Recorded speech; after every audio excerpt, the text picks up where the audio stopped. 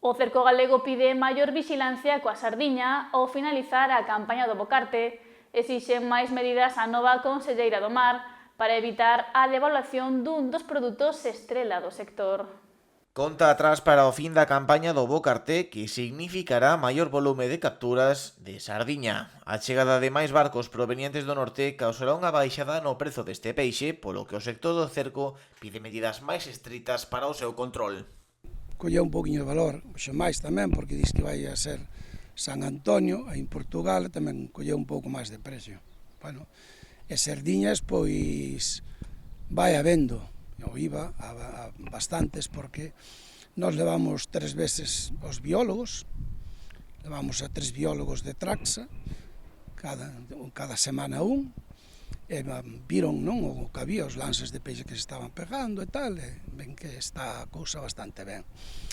E agora, pois, bueno, vai ser un problema, porque agora que tiña un poquinho máis de precio, polas festas sempre colle máis precio. Tamén depende do tamaño.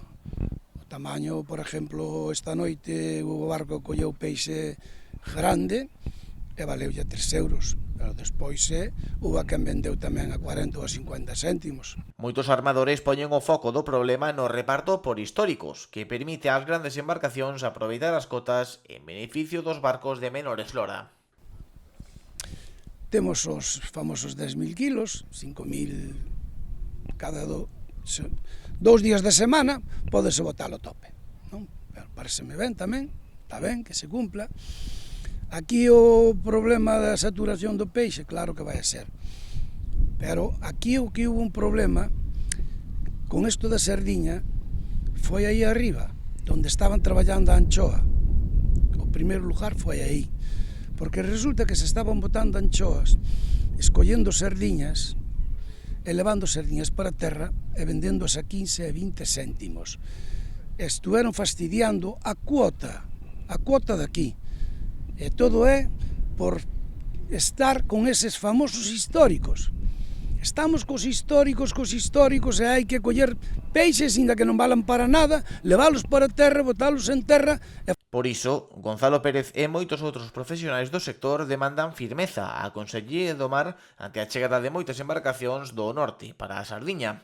Aseguran que, faenando en augas vascas, cántabras ou asturianas, deben acatar a legalidade de cada autonomía, polo que piden que os barcos de fora fagan o propio en Galicia.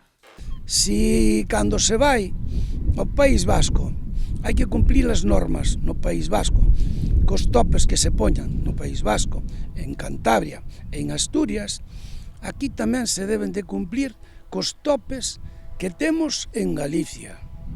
Si temos 10.000 kilos, hai que botar 10.000 kilos. Non pode ser que estes barcos que se compraron agora